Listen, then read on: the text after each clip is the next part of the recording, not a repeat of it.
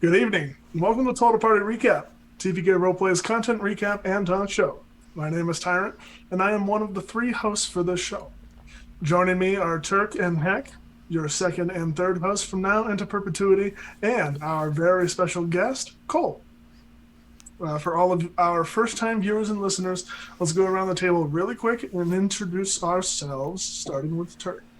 Hello, everybody. I am Turk. I'm a GM player and general nuisance here at TPK. I'm very excited to once again be joining you all on the most glorious of gridiron days. Unless, of course, you haven't been paying attention to COVID football, which you can't really be playing for. In which case, it's just another wonderful Sunday in which all the takeout places are extra busy. But regardless, we have some fantastic and abstract and wonderful TPK content to go through, and I'm very excited to discuss it all with you. Throwing over to Heck. Hey guys, it's me, Sir Heckalot. I am a GM and local bird expert here at TPK. And don't laugh at me, it's true. I'm smiling extra hard. That's all. Verbs. And yeah, we had definitely a mixed bag of content for this week, and yeah, let's just dive on into it because it was wild for sure. But let's get to our guest here. Oh, hey everyone, tip top of the morning to you. My name's Al the Biffer. You know what it is, mate. Beans on toast, all that. Great, tippity top, shippity doo. It's me. Mm-hmm. You think we have the sway to get Al the Biffer on this show? You know what? I have the sway to get Al the Biffer on your Well, show. sure. I think I have the sway to get Ol'Bitey on. Listen, I made him a puzzle that broke his brain, and ever since he just follows me around like a little puppy. Puzzles, puzzles. I wrote and performed a haiku for him. I think. Yeah, well, I think- betrayed Ooh. his confidence in my mental capabilities, so... Well, there you go. Well, thank you, Al, for coming on the show. Once again, I am Tyrant, GM, staff member, and host for TPK Roleplay. You can find me everywhere at Dr. Tyrant. Really quick background on Total Party Recap. The show was designed with the busy viewer in mind. We understand that not everyone has the time to consume all of TPK's content, as it happens, that is. So we are hoping the show will be an answer to that need. We will be recapping and talking about each stream and event that happens at TPK every Sunday at 5 PM PST, 8 PM EST. New segment. Announcements, everyone. We have announcements for the first time in the show's history. What? And I couldn't be more excited Has to someone else share been with you kidnapped? the news. For those of you who don't know, which is most, if not all of you, we are now affiliates for Found Familiar Coffee. So, yeah, listen, poop brain. What? And yes, we are now affiliates for Found Familiar. And if you want to get less expensive merchandise and stuff from them, while also supporting an amazing company, TTRPG products, coffee and galore, and also give us a cut of the stuff. Go check them out. Good. Yes. So, for those of you who are interested, the information is posted in TPK show discussions right now. Here we go. As well as in the chat.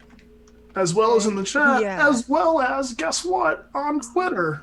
So, go check it out. It's really awesome. Do we have the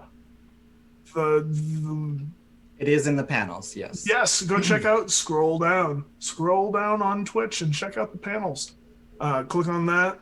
Be sure, if you are going to buy stuff from Found Familiar, use discount code TPK, all caps, when you're checking out at the very end for payment and stuff. And you'll get 10% off of your entire order. Yeah. So And That's amazing. even if you're not a bean juice drinker, they can make a wonderful gift. They have amazing art, so and lots of really cool souvenirs. So I'd very much encourage you all to check it out. Yes, they have shirts, they have mugs, they have other things that I'm blanking on. They have coffee. Coffee and coffee drinking accessories. Yes, So- they have all those things. One of the other things I'll say real quick is Found Familiar is like a small business. They're basically run by two great people, and they've always supported the TTRPG community. A while ago, they asked any streams and things like that, or podcasts, whatever, to send them stickers so that they could put in their orders. And I did send them some stickers back then to put in Found Familiar orders. So I'm super glad Tyrant did the work on that, and that we have them as a sponsor now. Yes, it's going to be amazing. And I finally will have something to talk about on Murdering Coffee other than my horrible generic store-bought coffee. So look forward to that on the 20th, which we'll get to. Second order of business, the other half of the announcements tonight. Some of you will not be happy to hear this, but we have decided to go a different way with the channel point redeem for the recap how you like. Because of the actions of some of our viewers, I'm kidding. It had nothing to do with the ways you guys were forcing us to speak in Pig Latin and without certain very important things in our sentence structures. Definitely wasn't that. Not at all. No, Not at all. We're just specifically And we naming definitely- those things. We definitely were not getting threats of the ways we were going to have to recap things that were giving us anxiety. Totally not happening whatsoever. No. Anyway, we just decided that 8,000 channel points, while it could be substantial to a lot of people, we thought that people who have been around for a long time were kind of may have been able to abuse it a little bit, and we were trying different things to disperse that a little bit, but we ultimately decided that we are going to make that a paid option, kind of a donation like we typically do, which brings me to kind of a second kind of point B of this. We are going to develop a full donation board for TPR. As of right now, the only one that we actually have two. The two options we have are $10 for making us talk in funny dialects and in weird ways whenever we are doing the bits, and then $5 if you want a haiku from me. That's still a valid.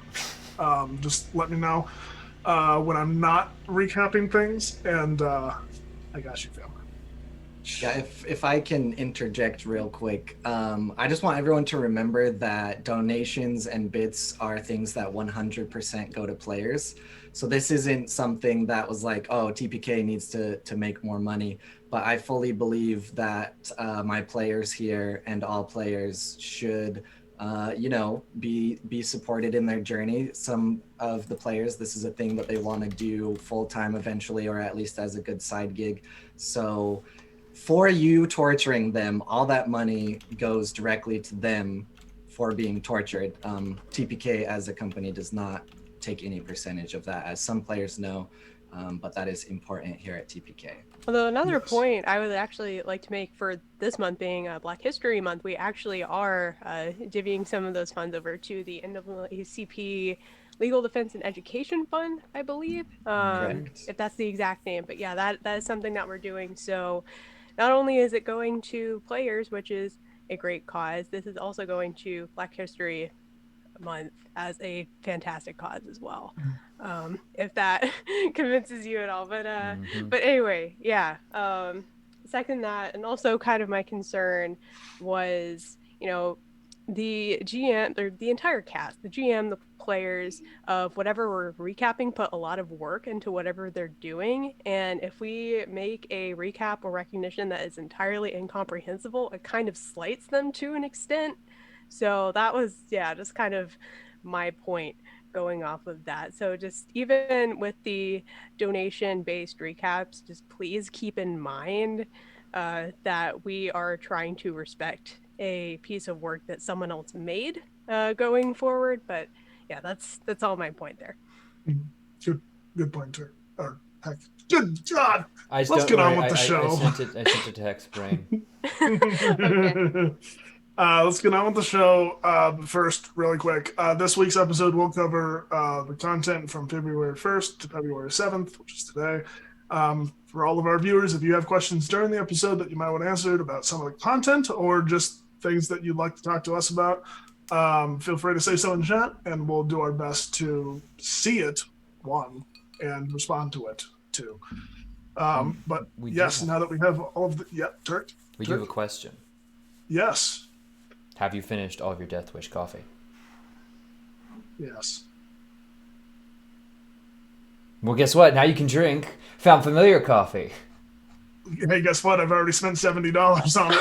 Hell yeah! 10% off, And you though. got 10% off, yeah. Yeah. Luca made a good point that thieves can't. I'm gonna say that thieves can't is like the official favorite flavor of TPK because there's enough of us that love that flavor so much that like you can't go wrong with thieves can't is all I'll say. So, and if Luca likes it and Sarah like it, then you know you're among good company because I just drink trash and Tyrant drinks trash as well. So Not anymore. No, but they do have they have 12-ounce options if you're looking to, spend responsibly. They have a subscription option, which I think our code should still work on. Actually, I'm not entirely sure. I will get back with that information. Let's see. They have a 5-pound bag option, which, trust me, I've been tempted. And they have they do ground coffee and whole bean, and so if whatever you're looking for, they actually have a pretty cool selection of things, and that's all TTRPG inspired. And if we spend, I'm not even off the record. This is not found familiar sponsored or anything right here, guys. If we drive enough sales, maybe they'll make a TPK coffee. And then that could be the official TPK coffee. Just saying. But anyway, so 2020 is our year, so yeah, it's gonna happen. It would be TB. 2021. TB. Yeah, whatever I said. 2020 is not our year. Hey, it was still our year. That year. Yeah. We still met a lot of great people in 2020. Fair. Yes. Anyway. Let's get on with the show. We have a show, There's right? a show. Hey, we Speaking have a about murdering coffee. Announcements kind of fucked me up a little bit. But anyway, hi everyone. It's been a week. It's only been a week? Oh my gosh. It's only been a week, right? I think so. I don't know. Time is an illusion. Time. See, time is just a flat space. It's just a flat space. But I anyway, like the Jeremy Baramy approach personally. How was everybody's week? How was everybody's stuff? Really quick. Dev, the link is so that they can track how many people are coming to them through us. The code is necessary for the 10% off. So, good question. Good to know. Use the code. Go through the link and then use the code. Prove that we can drive them to the website. Yeah. Very handy. Double whammy. Double whammy. Helping analytics and helping driving and sales. Heck. How was your week? It was good. How was your week, though? It was a little nerve-wracking. Well, I mean, one day out of the week was nerve-wracking, and that was Tuesday. Really big day. I had an interview for vet school, and we'll see how that goes. I am going to know by Friday whether I got in or not at this point. So we'll see. um, yeah, no, I'm gonna be waiting by my computer and my phone at pretty much like all hours now, just waiting to see because oh my god, it's absolutely crazy. And then a couple hours after that, I was there for Harper's, and we did a 5-hour stream. So I was dead. I was dead after that day. Like for like 12 hours, I was just dead to the world. I just needed to sleep. And it was phenomenal. Phenomenal. That also sounds Yeah. amazing. That as someone who's applying for law schools right now, I know how you feel. Yeah. Yeah. Well, best of luck. Hopefully, we have things to celebrate next TPO. Next TPR, yeah, I hope so. Mm-hmm. Turk, you built a chair. I built a chair. I'm gonna show this off. I bought Please this show today. off your chair. This is mine now. I own Amazing. this. Very good. It was very good. I had to go through the ice and snow because if you're anywhere in the Northeast, you know that Mother Nature has been like, oh, you guys didn't get enough cold weather, like, through Christmas and all that. Well, we hit you with it all right now. So it's been relentless. I was able to go on a run yesterday and only nearly slipped into the street 3 times, which I'm really glad I did because now I can't run at all because it's all snow and ice. Just super fun. Hold up. Did you say you slipped and fell? I almost slipped and fell. Oh, almost. You almost Almost. lost the winter game. So I'm glad you exactly. didn't actually lose the winter game. The trick is to push down with enough that it cracks the ice, and so your feet just get super sloshy. And then don't go downstairs like I did, which is a bad idea when they're all frozen over and no one has ever assaulted them because it's a park running path, which means, of course, that no one gives a shit. Imagine getting snow. Hey, Can't relate. come I on don't on want to down. imagine. Come on Listen. down. I just I'm- want a little. Listen, I'd I'm rather glad come that up north. Luca. I'm glad that Luca had the same reaction to Turk's ice and snow story. 'Cause- What I would do for some hot springs, to be fair, though. Anyway. But yeah, I made it. I did some cool things this week. Got to have some good times with some good friends, all here on TPK. So it was a fantastic time. Good stuff. And we will hear more about that here in a second. But first off, Cole. Hello. Hi. How was your week? I'll just cut out the whole fact of I didn't sleep 5 out of 7 days very well, but oh wait, I just said it. No, it was good. It started really good for some reason. It started really bad for one reason, but then it went really good for another reason on Monday. But I hear that we'll get to that. So I mean, it's all good. It's all good. Mm-hmm. And speaking of getting to that, should we just dive in to Sherlock Investigations? Or Sure. should we procrastinate as long as we possibly can? No, it's totally fine. Like, I don't know why you would. It was pretty, eye-opening for sure. Yeah. So, yeah, we actually had an all-new crew for this episode of Sherlock Investigations, which was super exciting. All types of different monstrous phrases and all of that. Like, it's really interesting. I think that's like one of my favorite parts of the show, just having like all these like different things that you don't really see in traditional D&D.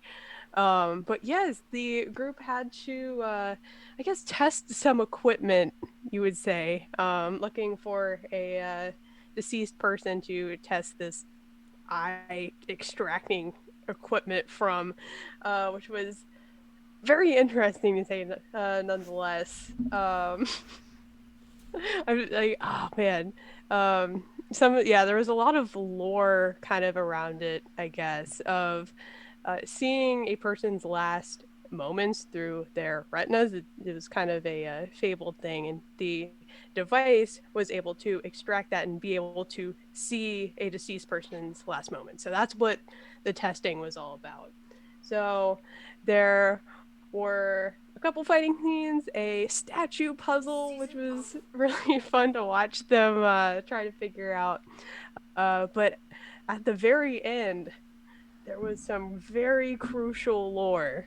Some very crucial lore dropped because of one of the characters of this new crew. And that's actually the clip that I took. If you're at all interested in some of gothic horror and those plot hooks, definitely check it out. Let's roll that clip real quick. Sure thing.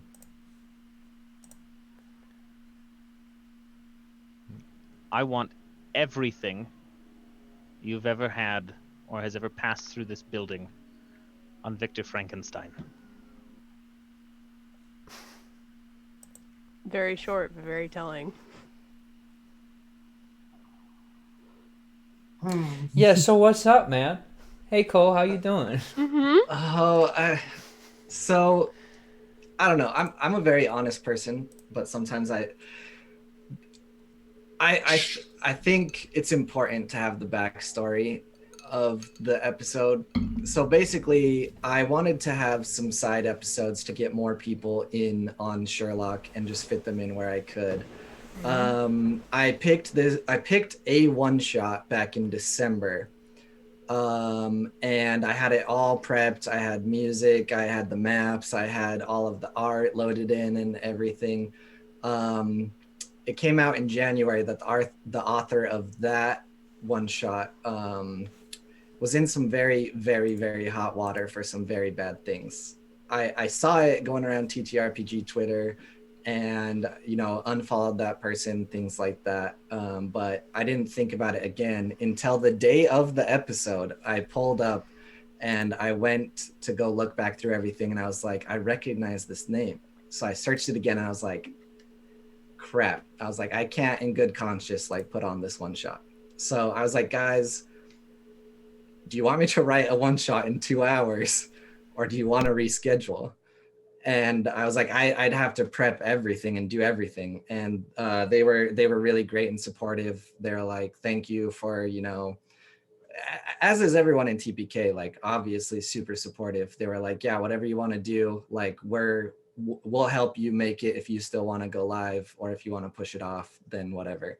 So while I'm at work, Proper had actually a couple days before sent me this thing from QI, which Al the Biffer probably has to tell us more about QI. I don't want to botch it.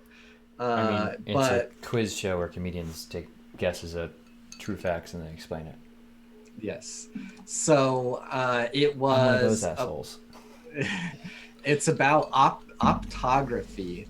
Basically, a scientist believed that the last moments of a person's life were burned into their retina. I won't really go into how they tested that theory because it's pretty twisted, but you can look it up.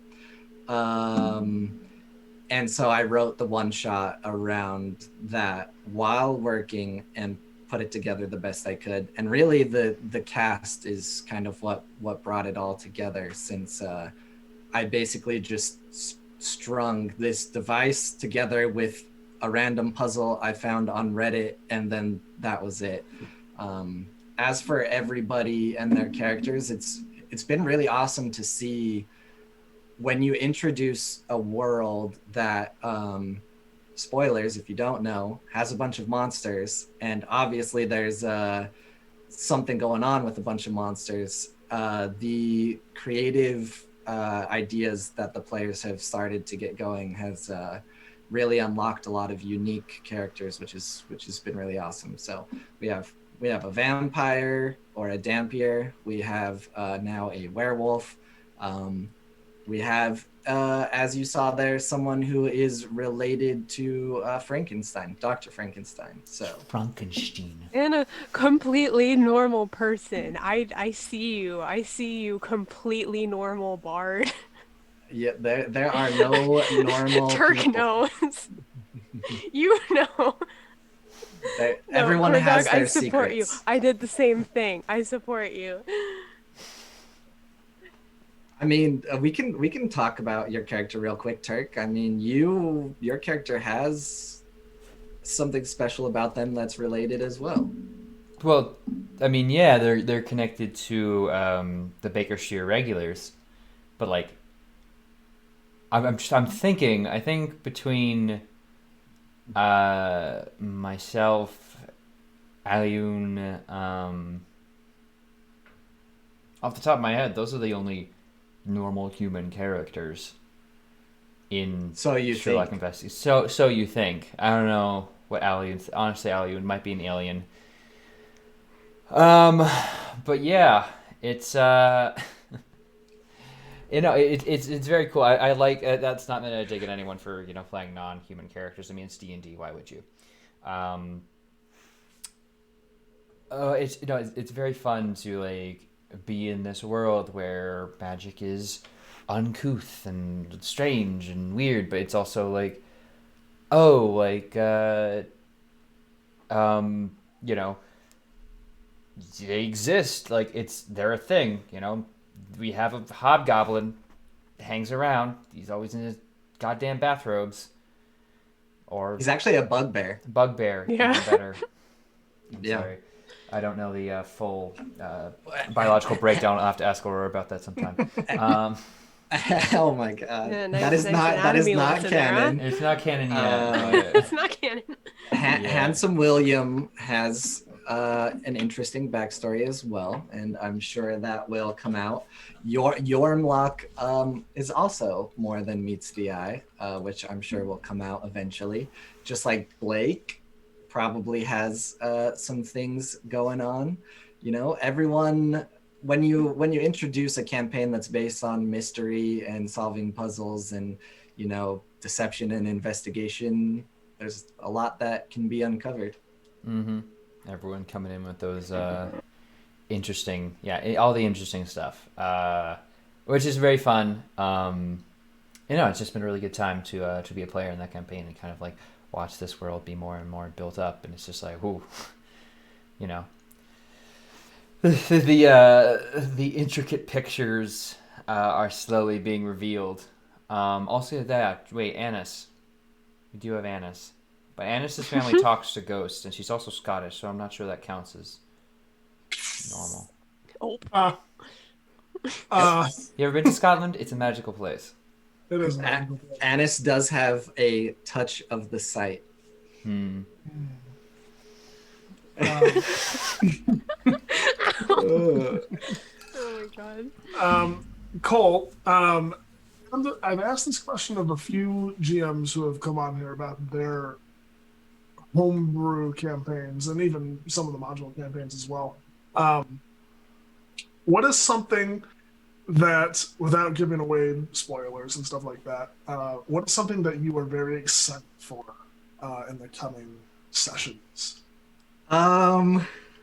I'll just make eyes towards Turk, and that's probably about as much as I'll give you. Mm-hmm. So I think one of the great things is for anyone who's watched all of the episodes, they know what the concept is, right?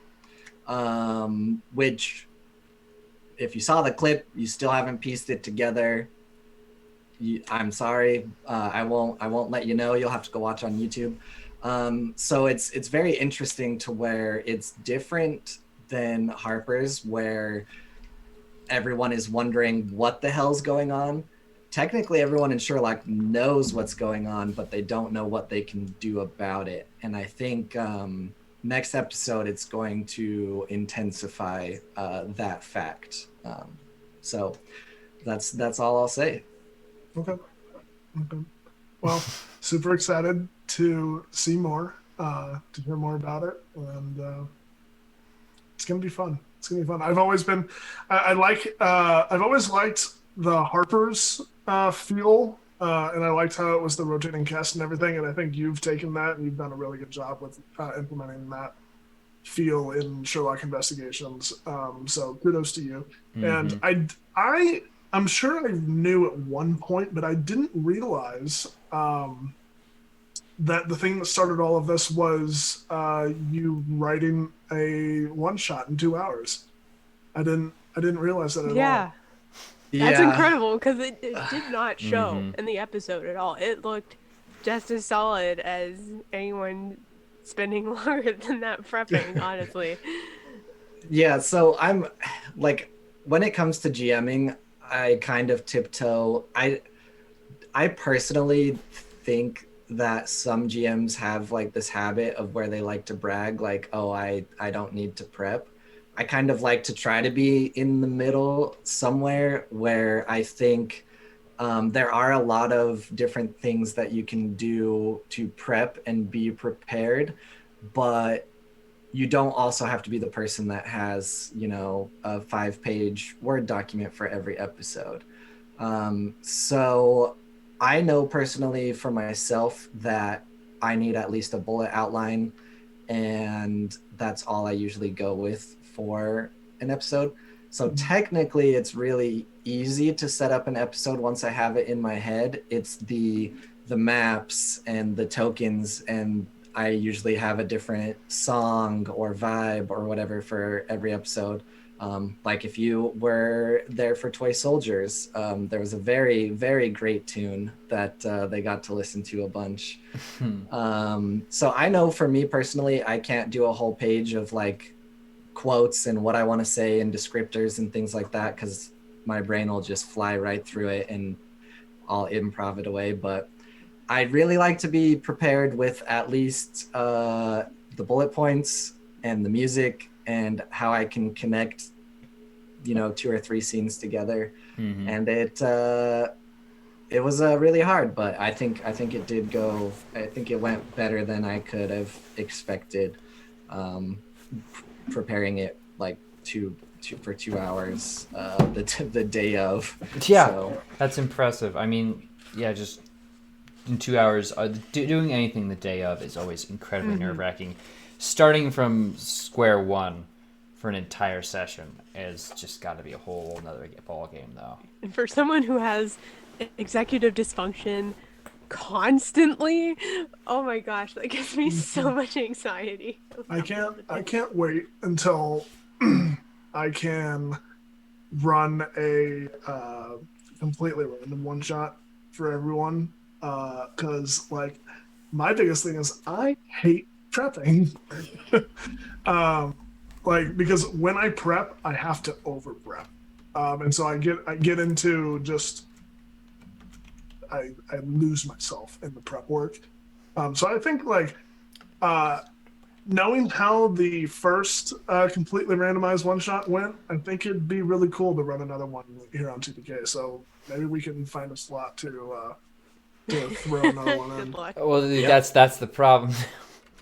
or we can do it for Patreon. We can do it for Or we could Patreon. do it for Patreon. Which also, As speaking a of Patreon, reminder, yeah. I want, and Cole, if I can't remember, I don't know exactly what's on the Patreon yet, but I believe we kind of skipped past a big one. So Z Gonzalez wrote a one shot that he wanted us to playtest for him, and so a group of us got together off stream, ran through that one shot, and you can now find that as a $1 $1 option. Yep. On our Patreon. It's really cool, really fun, some wild characters, and even wilder things happening. So go check that out if you wanted to check out Predatory Buzz. yes. I believe. So if you didn't know and you missed the announcements, there are 2 Patreon only one shots that are out on Patreon. Literally, you could spend $1 for 1 month, watch them both, and if you didn't want to renew it for some reason, you could do that. If you do renew it though, you'll be our best friend. The Even though Patreon there's more content coming out. specifically helped us upgrade our website, which is gonna bring some cool new stuff. And we've been putting out maps from Proper. There will be more one shots that are exclusive to Patreon. I put any of the homebrew items that I make on there, like the counterfeit blink dagger that returns when you sing Enya, and it only blinks the dagger to itself, which Hyacinth did not catch at first. So, yes, good stuff. We also post a lot of free stuff too. Not just Yes. paid stuff. A So lot of you should check it out of our anyway. wonderfully edited Yep. Harper's background documents go onto there. Additionally, can we talk about our other Harper's project? Can Yeah. I? Can I? Yeah. Mm-hmm. Additionally, we'll be putting together, because the scheduling is absolutely difficult, and pulling together everyone who is part of season 1 is going to be even tougher. We're going to be collecting all of your Harper season 1 questions and recording a segment here, not on this show, but for Patreon subscribers, to get all those questions out, have your favorite Harpers answer all those deeply burning questions you've always wanted to ask. I'll be cycling out a very simple survey. Just say you are, say what you want to say what you want to know, and who you want to hear it from, and we'll try and get that all in, depending on who's available that day. It might just be a very long hangout sesh between all the Harper season 1 people, and I think it's gonna be great. But yeah, it's gonna be on our Patreon, so be sure to check that out. Be sure to keep vigilance on the Discord as we put out the survey, and ask away. Before you queue up your next wonderful segue, on the note of a random one-shot, look out for an announcement this month or next, and there might be a certain thing that happens once a year that is a great place for stuff like that. Oh boy! Oh boy! I wonder what this announcement could be. Anyway, speaking of all the cool Harper stuff, let's talk about Harper's. Yeah, season 2. Yes.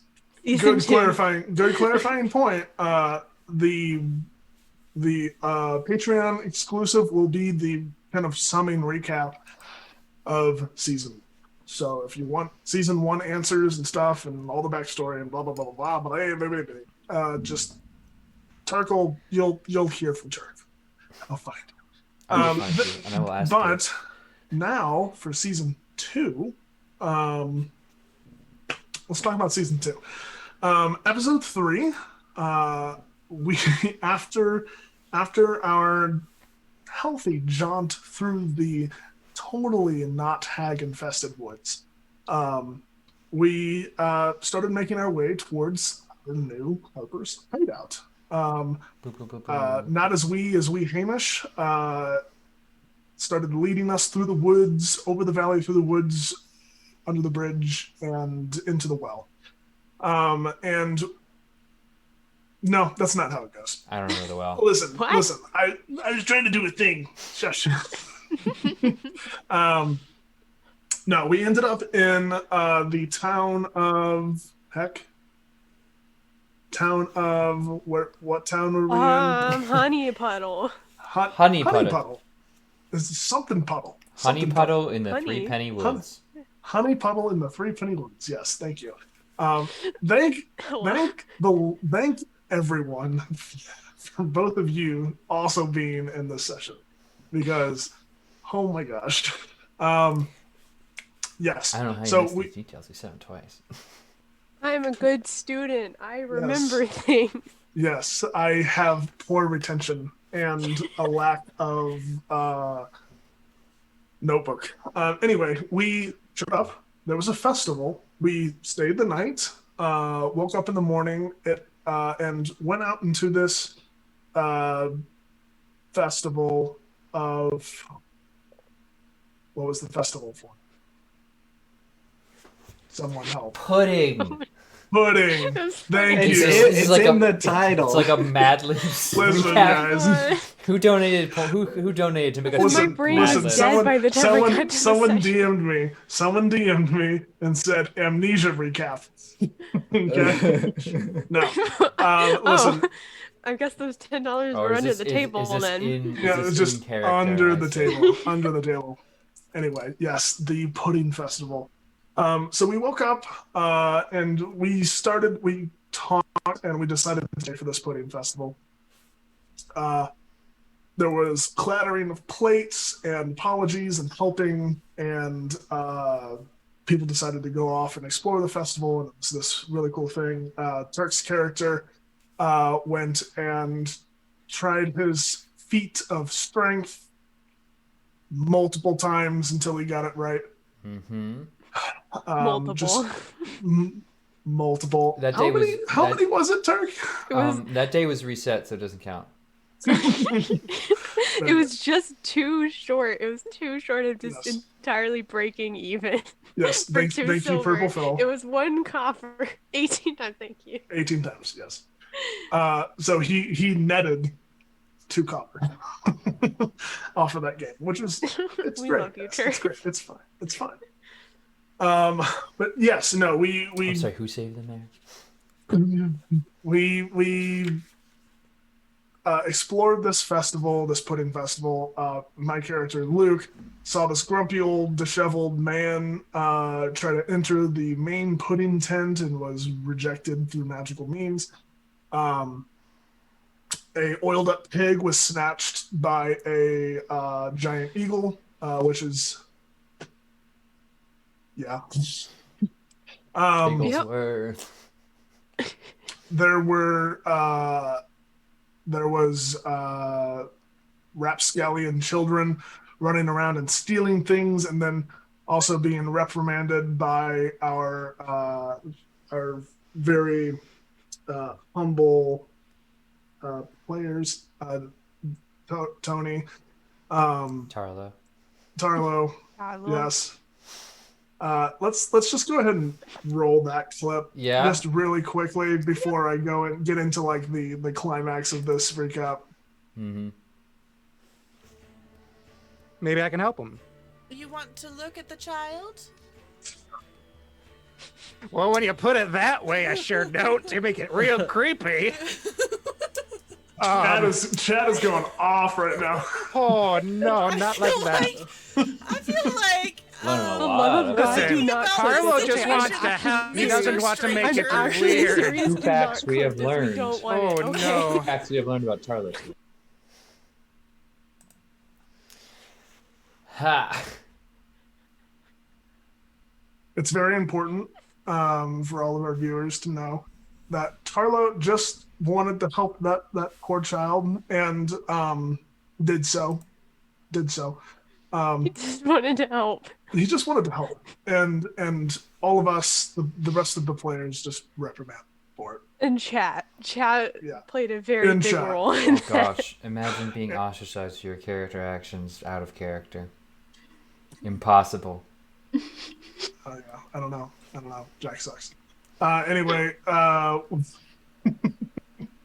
we Sorry, I don't register bullshit anymore. quickly after we saw this giant eagle fly away with a squealing oiled up hog, we learned that the town's mayor had been turned into a frog, and that the disheveled old man from earlier had done so and then made off into the forest. One of the other tenants, or one of the other attendees of this festival, a nanny goddess. Can't pronounce it. I can't pronounce her name. Nanny cowslip. Yep. Cowslip. Cowslip. Cowslip. Cow. Slippery cow. Slippery cow. Got it. And Nanny cowslip. Yes, we confronted them in the forest, and then They took a step to the left. the man turned into a just kind of gross, defiled version of a gnome, and we learned that this person was actually the gnomish god of Murder and greed and murder. Yes. Hey, I'm getting there, guys. Hey, You're getting there. We're so proud. Tyrant's been doing a lot. He's, gone across the country. Did he wake up from a coma? Or are we like Listen, changed venues? I'm still recovering. We got rid of your age, your significant aging, but we didn't do anything about my amnesia. Okay? Fair. Listen. But this gnomish god of greed and other things, now I'm just fucking sure, cursed the entire forest to relive the same day over and over again. And if you don't know, Tuesday was Groundhog Day, which Oh shoot! Groundhog Day episode on Groundhog Day. I know, just like who, right? It's almost like Luca plans holidays in Harper's all the time. Yeah. It's almost like if you go back and watch the actual episode, there are legitimate Groundhog's Day, like the movie, with what's his face, Bill Murray. Bill Murray. Yes, thank you, Turk. There's actual quotes from that movie in the sessions, so I was cracking up. Listen, there's no problem with being festive. I absolutely love that we're doing themed episodes for this. Exactly. I love the themed Harper's episodes. But we lived through the day again. Ulrich, Turk's character, stopping as much as the events as he possibly could. We saved the mayor. We actually were able to prevent all of the bad things from happening, except for the oil screaming pig flying off into the distance and being devoured by a giant eagle. One of our party members may be becoming a double agent for a short amount of time, but it's fine. Listen. It's fine now. Listen. Yes, but we confronted this gnomish god. And we also found out that Nanny Slippery Cow was actually the halfling? Yes, halfling god of the hearth and festivals. So she charged us with getting this gnomish god in place so that we could distract him while she channeled her magic to banish him. And I'll tell you what, that battle was how many people went down? We had like what, 3-4 people go down? 3 or 4, yeah. Yeah, I was on 2 failed death saves. All but Mistral, Luke, and Lenore went down. 3 people out of the 6 were up the entire time. It was a real intense battle. Some of the like damage dice roll amounts that were seen from the enemies were terrifying. We're fighting a god. So for the rolls to hit, like they were all like above 20. What did Zeke say last time? They're level 2, Luke. They're level 3. They're level 3 now. Please, Embers. You were fighting. My poor boy was on 2 failed death saves. I know. But we did end up coming out victorious. The gnomish god being banished, and we spent the night again in this town, waking up, Luca trying to trick us into thinking that the day was repeating itself again, but we were too clever for that. Then we made our way to our new hideout, which was revealed, which is super cool. So dope. It was designed and put together by Proper Nerdy, and the art is amazing for it. So good.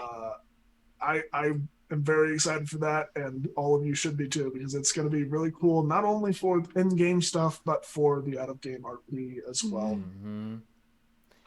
So the chat is kind of going off about fighting gods and levels and stuff.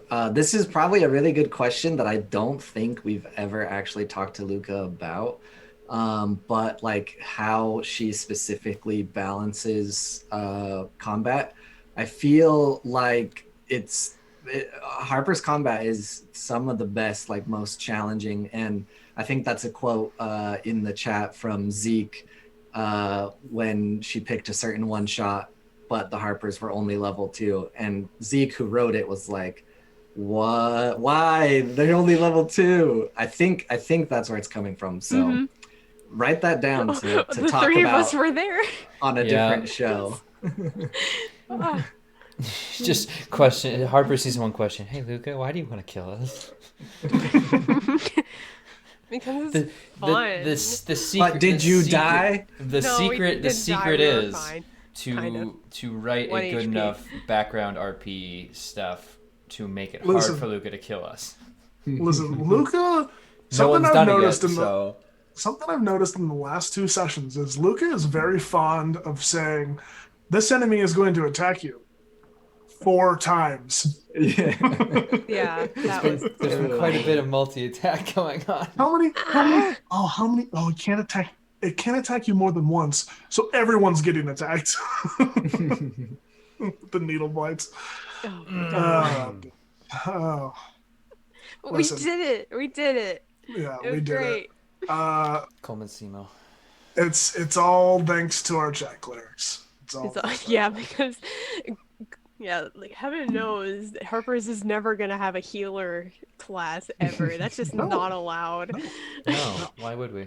There's So- going to be no dedicated healers, period, in any of Lucas' campaigns ever. Let me look at Guaranteed. my character Divine Soul real quick. Sorcerer. I mean, are paladins really healers No. though? Eh. No. So Can yeah, you be- no, it's not can you gonna be a- happen. Can you Listen, be they a have healer some half band-aids, caster? Come on. okay? I am. I mean, they can heal. I'm a divine Again, it's- soul it's a sorcerer. bunch Thank you of very band-aids. much.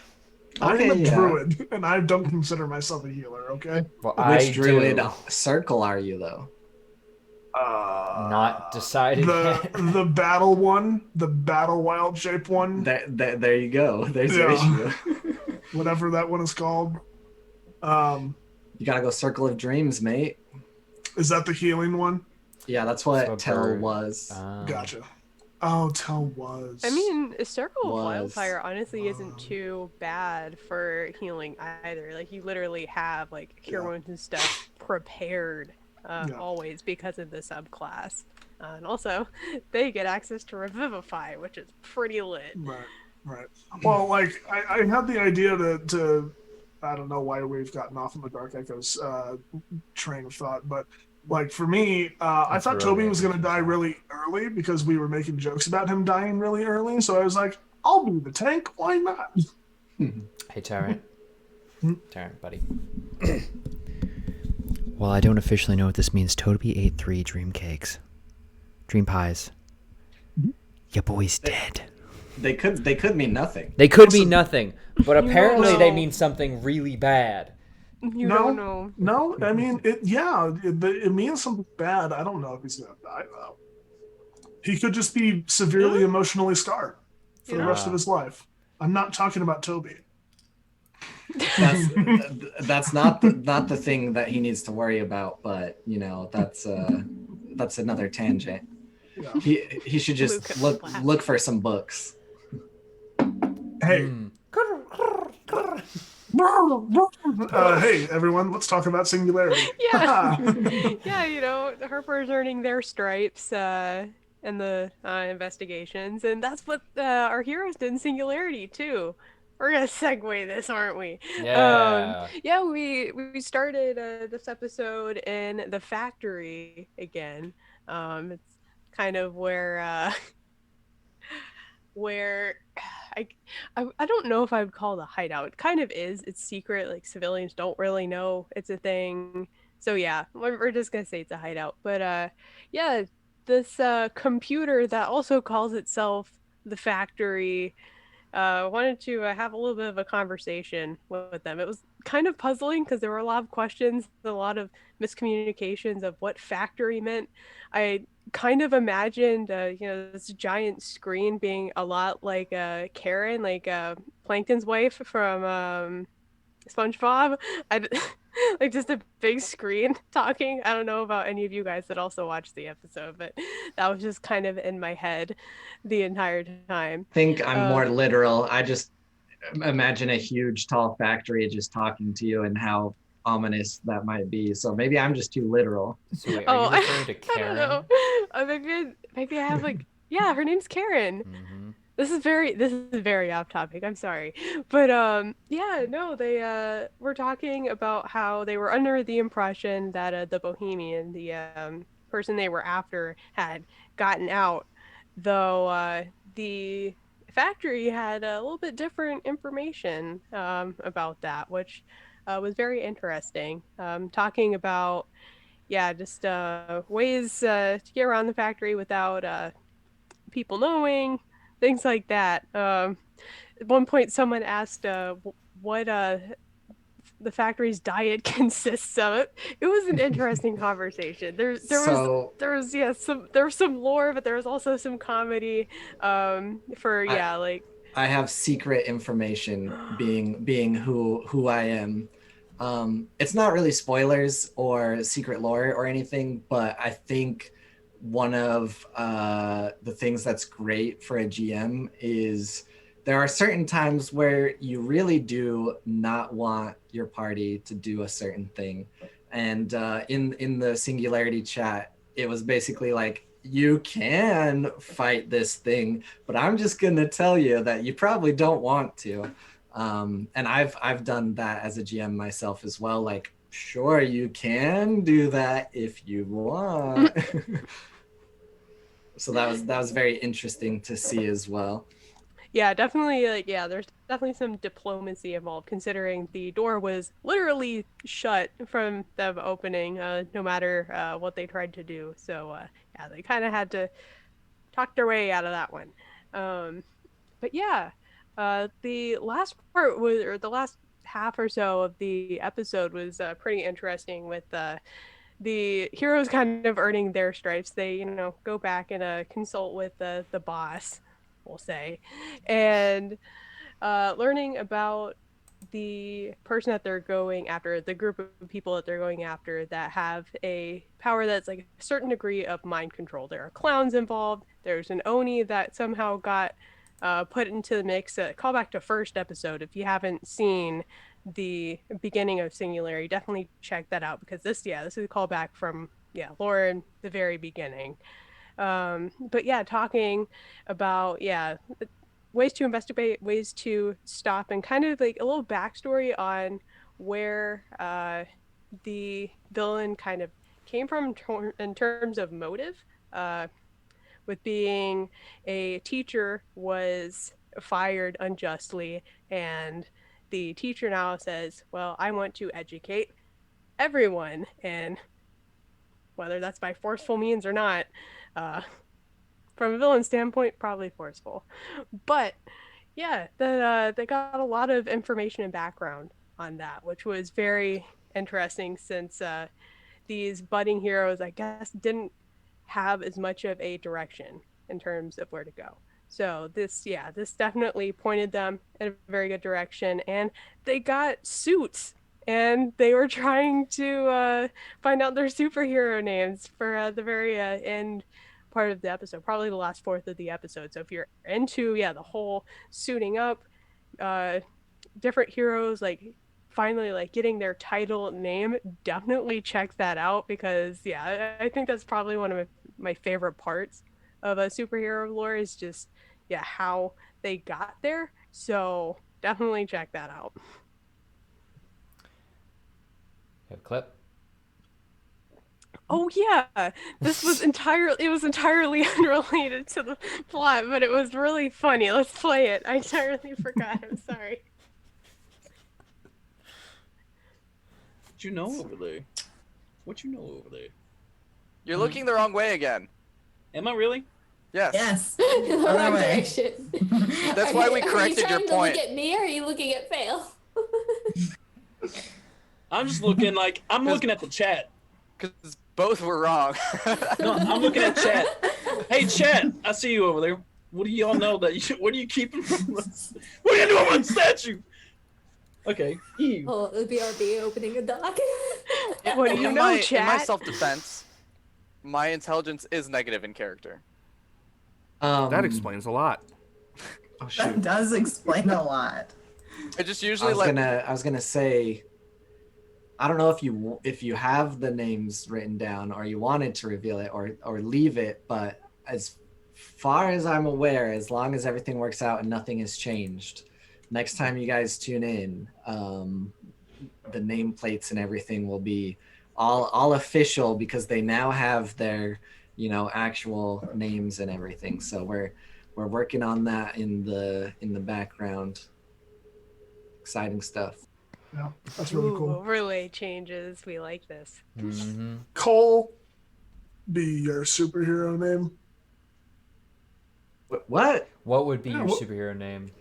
I just want to say that the way that you said that, you said my real name, and I was very confused for a second. I was like, "Excuse me." Cole, what would be? Cole, Yeah. your superhero name. Yeah. Frick. So I feel like we have to first say what our powers would be, and honestly, I'm a really big fan of heroes. Like it's not a perfect show, but I just really love shows that have so many different things going on and so much lore and everything. It's not like cut and dry to where it's like, yeah, people are strong or people are this. There is a very, very, very side character, and the best way to explain the power is like 100% perfect muscle memory. So what she can do is she can watch anything on how to do it and immediately do it. So she watches like Taekwondo, like martial arts, all this stuff, immediately can do it. Watch someone do a backflip, immediately can do it. Autodidactic memory, yeah. That would be my power. My name is much, much, much harder. Repeat. Three-peat. There you go. That's what it would be. Oh. Because you have the ability to do whatever someone else does, and you're also a big Michael Jordan fan. Yeah, that's what it'll be. I don't know if I could come up with a name now. It is very powered. Copycat. There you go. But then you're expected to have like a cat motif. And Copy Cole. That's what it'll be. Copy Copy Cole. Cool, yeah. Copy Cole. There you go. Your arch nemesis is Paste Cole. Well, now you guys have to answer the question. So. That's right. God, I don't know.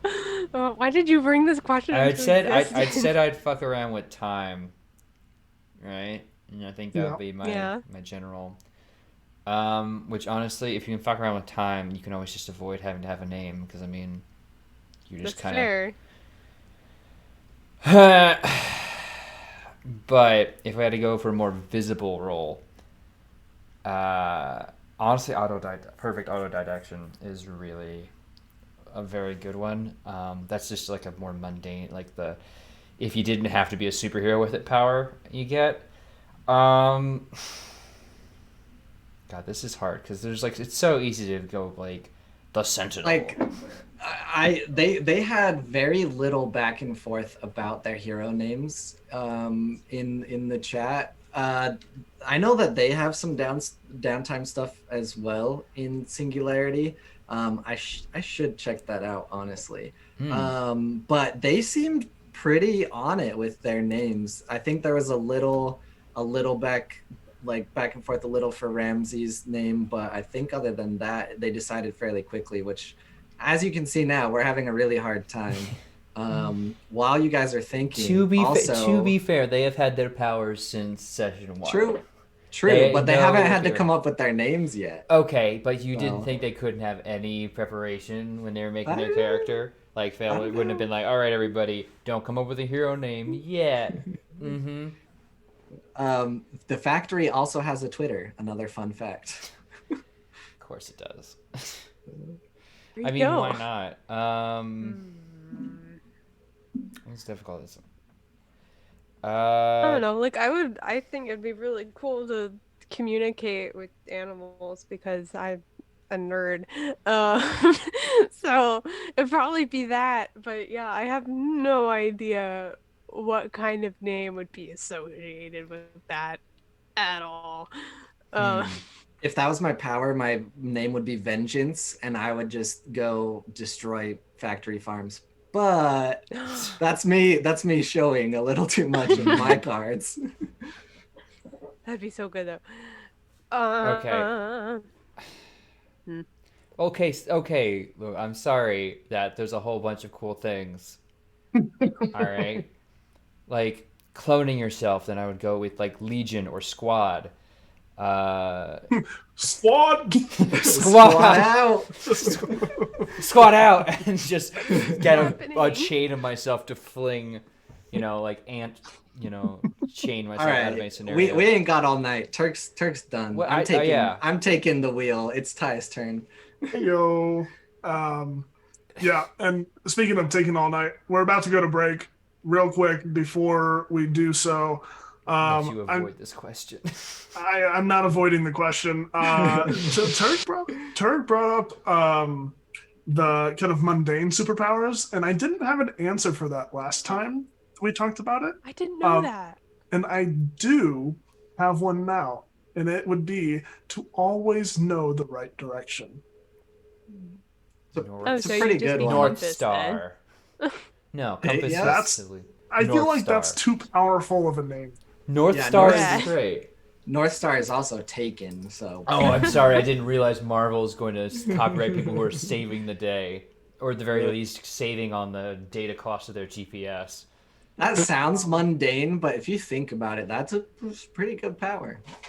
The wording of it is very broad, so I guess you could if you I were would in a just say- show or comic, could really just. Yeah, North Star I feel like is too powerful because that could imply a bunch of other stuff. I go with compass. Mm-hmm. I think that'd be You want a pretty part of your name to be very easily riffed on. You might as well just call yourself Alexa, Listen, Oh, Siri. Come on, cummy boy, tell me the right direction. listen. Let's break here. However, as we're breaking, I'd like to explain to you that the second half of that name can also be used. Mm-hmm. Anyway, we will be back in 5. If I had, so I've got a better ability, and that's the ability to travel to any place in time. And we're just going straight mythological with that motherfucker and just go with Mercury as the hero name. Hey. Right? hey. Hey. That's good. Also, hey chat, how's it going? We're back again. Hey, Jack. Oh, hey, look at My that. background We love those cold absolutely opens. hates this right now. It's fine. I'm sorry. What is this fucking abomination you have brought into my show? Oh no! It's a cow. What are you talking about? That is It looks not a like- cow. Since you're fading away, it looks like a giraffe. What the fuck? You might need to turn off your green screen. I'm What? going to. Hold on. The fuck? I'm sorry, I thought you were talking about my That's devil's total. wedding It's for a total. second. It's totally a cow. It's totally a cow. I don't know what you're talking about. Look, this is what you get for exposing your weaknesses to the internet. Mhm. People just endlessly riffing on you. Okay, it's fine. There you go. See, totally normal cow. What with totally normal cow? antlers. I don't know what you're talking Now, about. Tyrant, look deeply into Hex Eyes and tell me you're afraid of that. No, don't look into Hex Eyes. Look into the eyes on the hood. I know. Listen. It's one thing to do the whole giraffe thing, right? But do we have to give them more characteristics? Does it need to be the beady-eyed senpai giraffe? Can it just be? That's not the read that I got at all. I'm sorry, I'm writing this down. Keep going on about other anthropomorphic giraffe details you don't want, so I can add them into the map for Castle Rend. Joke's on you. I'm just gonna play a giraffe folk. Good, do it. Yes. He's gonna confront my Become fears. Giraffe Man. Embrace it. Yeah, Good. embrace Hey it. Turk. Yeah. Turk. What's up? Real quick. Yeah. So that the thing you're talking about is we're gonna be sieging the castle and shit. Well, yeah, in a way. The siege of Castle Rend does in fact involve a siege at one point, yes. Okay, so that's yes. Without talking about it too much or giving away anything about the one shot or anything. Mm-hmm. If I were to bring a giraffe full, Yeah. can he be used as a war ladder?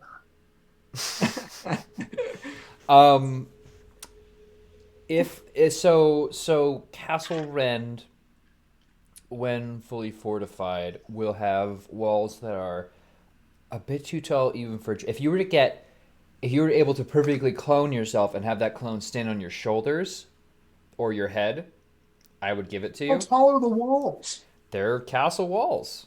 This isn't a Mott and Bailey. So like This 15, 20 feet? Oh gosh, I will have to double check on the details, but they are tall, and I mean I'm figuring a giraffe folk. This is being kept within the normal bounds of D&D and etymology, so they can't be that tall. I'm sure they'd be considered large creatures. I mean, maybe could be large. Listen, for height if it's purposes. a under 6'5" giraffe, what's the point? So What's the point? how much water do you guys think giraffes drink with that long tongue to just slurp it up and just the tongue just bring it up? Also on the note of water. What, Cole? You're trying to tell us you're thirsty or something? No, I'm trying to get you guys to get on the segue. Oh. No, but hey, no. I'm sorry. I'm sorry. No, if we're talking about tyrant trauma, hold on. Hold blood. Good. We're segueing. If we're talking about tyrant being traumatized and traumatizing other people. Well, I did it both. I traumatized him with their tongues and also set him up for a segue. See. So anyway. Anyway, monster of the week. It was me. Yes, you are the monster of the week. You thought No, Tyrant I was the contact. Sorry. Listen. It's not very often that you get to be the proverbial namesake of the system that you are playing. You never get to be a dungeon or hardly ever a dragon. But this past week, my character in Roundhouse Whitebridge was the monster of the week. Oh. I watched the wrong episode. Anyway, for those of you who don't know, episode 3, this was episode 4, episode 3, I believe, we had a very tense ending where my character murdered a man in cold blood. A man that was very loosely based off of Rick Astley and was a complete joke, a total hoodwink, until he became the focal point for the entire adventure because and DMF Saint.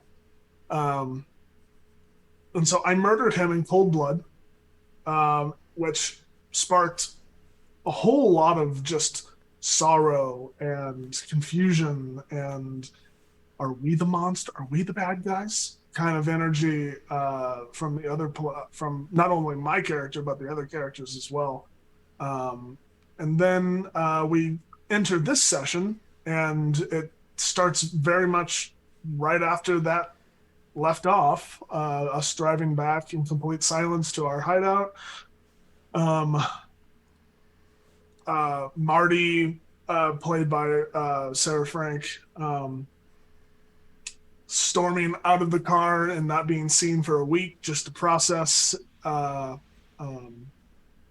my character going through his own things, and everybody just kind of taking time to normalize, try to get over the event. But unfortunately, while the other characters were getting over the events, Philip, my character, couldn't. He was falling into a deep depression and not being himself at all, and it was getting concerning not only for like him but for the other characters as well, and some of them were even ignoring him because again he murdered a man in cold blood. So it was interesting to kind of play out this session in a less monster, like we have a monster to fight kind of sense, because I got to throw in what would Phil be like in this moment and see what depressed Phil would be.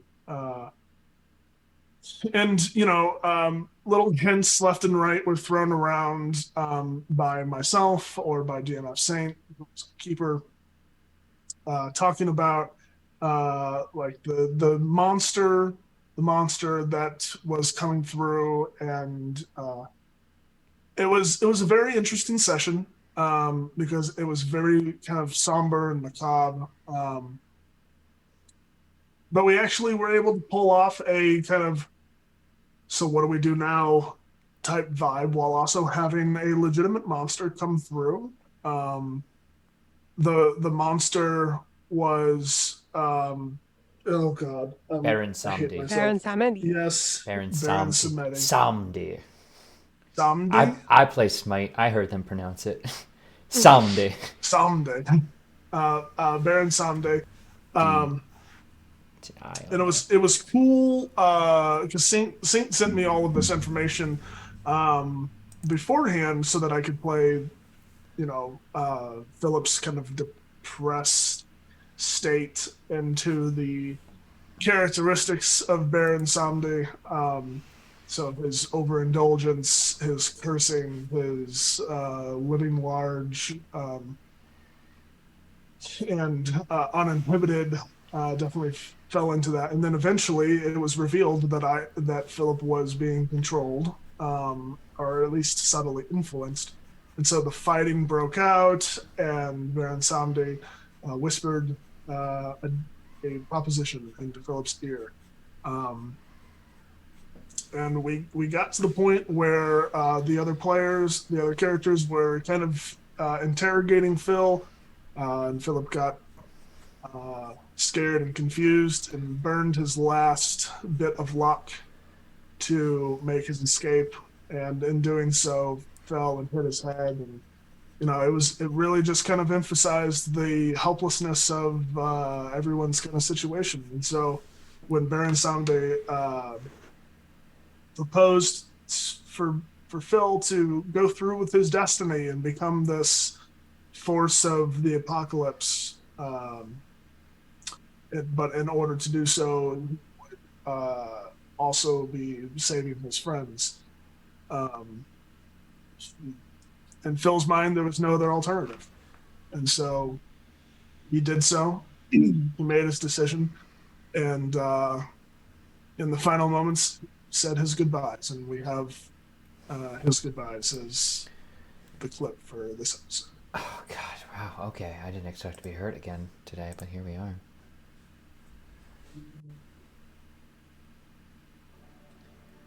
This will do very nicely. And Phil will turn back, look at Marty. Don't you fucking dare, Phil.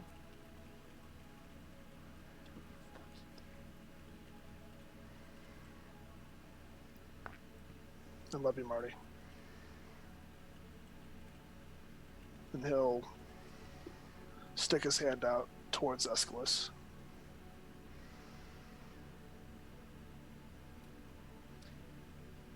Aeschylus will hold out his hands too.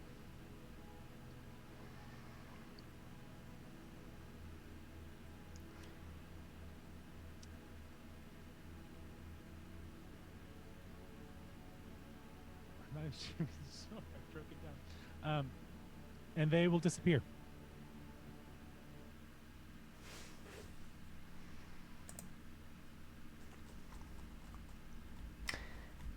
I remember when we used to have fun. We used to have fun, happy, silly shows. Let's run a counter on how many times made-up characters are gonna make us cry in a week, because it's very high.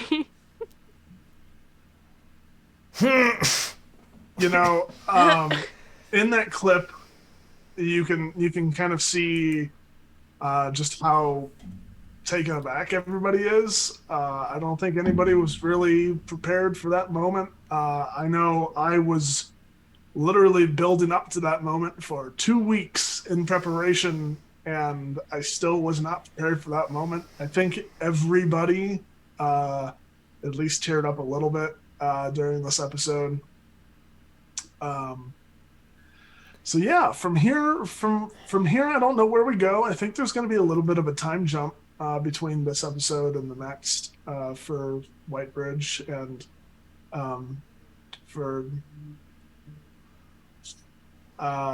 Phil is the first character that I have ever lost. So far. Hold up. Did you really just say that out loud? What? That's the first character you've ever lost? Mm-hmm. I've lost more characters than that with TPK alone. Okay, all right. But here's something I do want to dive in on at some point because we have you here, Cole. I feel like there's a big difference in the way that, I don't, not to put you two on a scale because that would be, this is a full spectrum of people's, but like Tyrant is making this character and intends to have them survive for the long haul and wants to have a happy ever after ending. You don't give a shit. Is that accurate? Listen, no, most characters you that listen. is accurate. Do I need to lay out my? No, we're not going to. Ty's still talking. No. Listen. We can talk about Duncan all you want in our Patreon exclusive for Harper season 1. Okay. No, yes, it's the first character I've quote unquote lost because he's not dead, obviously, but he's out of my control. Wow. I won't play him again. He's not dead because like before coming to TPK, I only GM'd, so I've had plenty of NPCs that I've lost, but like that's not the same, or at least not always. So here's a question, though. This is, I mean, I guess it might be too far to say that this is on purpose, but this is something that was planned, and as you said, for weeks in advance. So, Matt, you don't even have anything to compare it against recently, though. I was going to say, how does it feel different to be planning for that and knowing it's going to happen compared to you just show up one day and think everything's great and then it's not? Hey, listen, I know how it feels to like have something, just a character ripped away from you, because like we were all there for Harper's season finale, and like both parts of the Harper season finale had those moments in it, and so trust me, I completely Joke's understand. on you. I'm never letting go. Yeah. Never let go, Jack. I think it's definitely dulled a bit because I'm the one that made this happen, right? Like I saw a potential piece of story that I could put out there with Saint, and I talked about it for a while, and I think the timeline was a little accelerated by myself, for one, but also because we only have 4 episodes in season 1 left for Whitebridge, so I wanted to make sure that, like, in terms of story, I think it was the right time. Does it hurt still? Yeah, a little bit. Like, and when I started the campaign, I didn't think I would be losing Philip, but it happened. So, I mean, did you know about the prophecy beforehand, like, or is that something that Escalus? Yeah, I mean, it's been a very upfront thing. Like, Okay. Proper's character and the bond that Proper's character had with my character, it was very specifically said, hey, you are going to be very important for the apocalypse, and that has been very upfront the entire campaign. Even the characters knew about it from the very beginning. It's just something that like no one's really talked about or maybe even believed in up until now. But now that things are kind of like starting to ramp up, and now that Phil's gone, I'm very interested to see what HP and Sarah cook up, because my character that I'm bringing in is going to be helpful, I think, but I don't know if they're going to necessarily be able to or know how to progress. Because they're gonna join the Himbo Squad.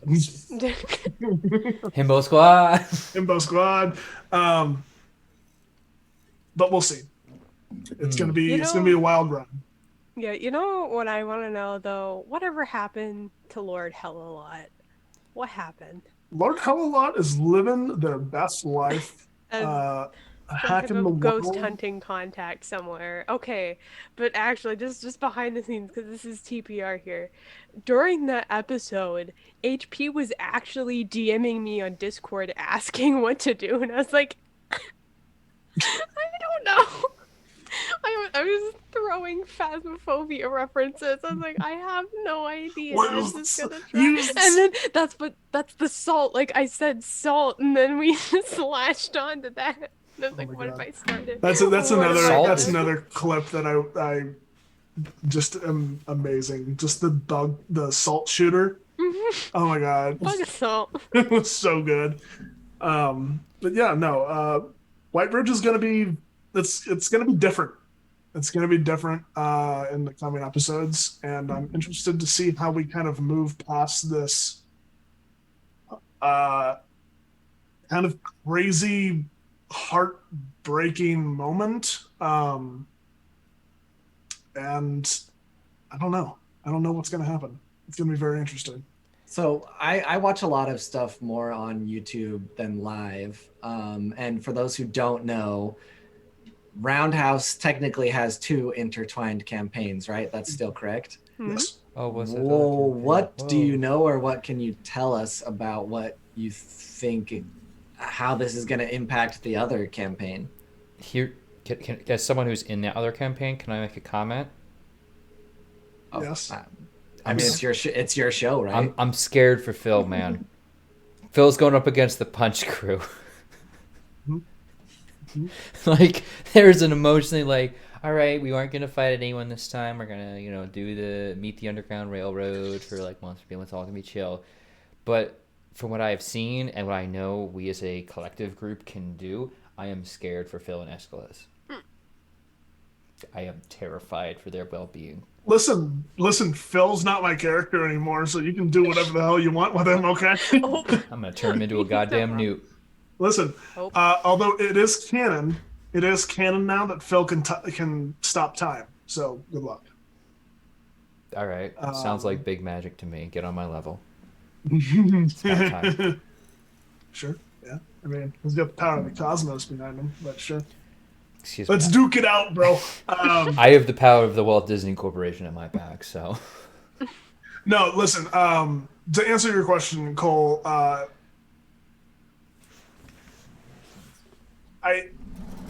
Whitebridge has 2 episodes left, and Godswallow either has 2 or 3 left, and then the last 2 for both are going to be crossover episodes. So I don't know exactly what's going to happen. I know that it's going to start like ramping up to this. Hey, they're trying to start the apocalypse. We need to figure out how to stop them. Blah blah blah blah blah. And then I'm the dead stop because of that. I'm sorry. What? No, I'm sorry. Do you want to just like do the spider thing across the screen too? Like, No. Hey! I had to get back on screen. So.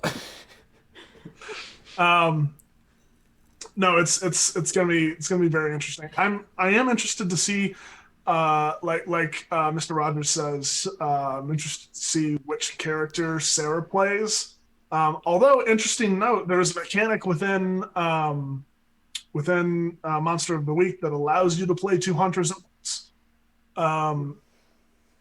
That's something that I also toyed with a little bit. I didn't know what.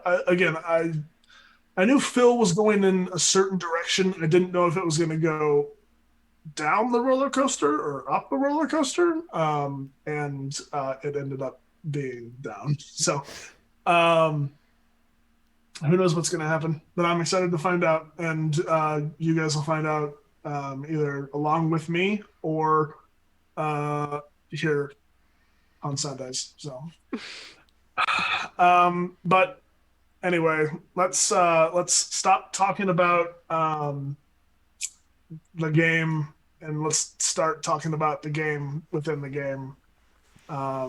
With games within the games. Playing games within the Is game. that right? There were two this time. The games within the games. Yes. Because we had a fantastic Friday evening with some more proper parlor games, as the Sherlock Investigations crew got to have 2 nights of this week all to ourselves here. Except this time we weren't hunting monsters. Except we were. Except it was in one of our own. Except it wasn't really. I mean, we were hunting a werewolf, but it wasn't that kind of werewolf. We were playing werewolf. Kai is okay. Kai's gonna be okay, everybody, for now. To be fair, before you get into it, someone did try to hunt Kai. Downtime stuff that I don't know when they're releasing that. I'm not in charge of that. Dude, downtime I have no stuff. idea either. So whoever's in charge of that really is gonna. Please, someone's apparently been please, we compiling want it. it. There is lore. There is lore that technically isn't canon yet, but someone's been compiling this, right? Listen, if you're mentioning what I think you're mentioning, which we'll get to, that is not canon. It is, though. Also, go ahead, Turk. God, it was really tempting to choose that clip. It was so tempting to choose that you clip. didn't choose. No, I didn't. Or did I? No. It was a really good time. As always, we had the eponymous proper nerdy guiding us in character, having a bunch of fun through werewolf and werewords. It was just some might have called it a screaming match. Some might have called it diplomacy.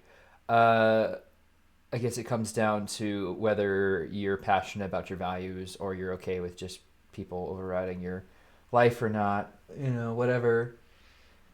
Person who shall not be called out in this exact moment. But it was really fun. Hyacinth, Ol'Bitey, Corndog, Chrissy, myself, and Niffer all descended into this pit of arguments with our Sherlock characters, and it was very fun. As always, it is just a bowl of what would your character do, a whole lot of improv, and based around just having a good time with board games. And there was a whole bunch of moments that were just a lot of fun. But there was one that was specifically asked to be called out, and I'm glad Callie Numbers in chat is not in chat to see this, because I would hate to embarrass her. But this is a good reminder that just because your character is smart in game does not mean they're smart out of it. Does that mean you have to be smart in this session? Oh dear. Aurora panicked while she was flipping cards and forgot what William's card was. So I was she was watching me? Right, this is very telling. Right. If there was some way to consign this to some sort of memory bank for all eternity that we could constantly replay, I think now is the time. Right. This is something I'm going to need to pull up later for leverage, I can't help but feel. If only I could save this snippet of time for time immemorial and just replay it in my mind to remember how. That was just one of a whole bunch of really fun moments from that night, as we just had a ball playing through a few rounds of werewolf, and then jumped into werewords, and honestly, rather it wasn't werewolf, but rather one night ultimate werewolf, to make the rounds go a bit faster and be more compact and concise. It was just a lot. I can't, it's just a lot of fun. I mean, everyone's playing a character. None of this is officially canon, yes. So that just means that you get to see people really just vibing with their character decisions. Like Charlotte really got to spook the ghost child, and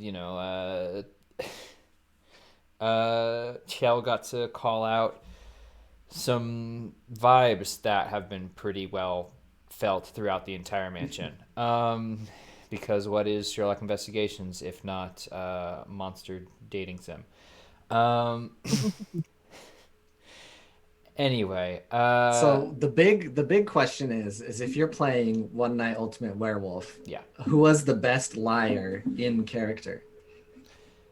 In character, that's tough because I feel like Al did a really Al good did a job. great Just job. as someone that watched, yeah. Al is very good at this game, and I would have won with him as my teammate if I didn't flub up at the end. Because I got a little confused and I bought my own lie a little too hard. Got caught up in the sauce. But in character, it's heavily intoxicated, so I have that as an excuse for my brain turning off. So, yeah, I haven't forgiven myself either, Al, so it's okay.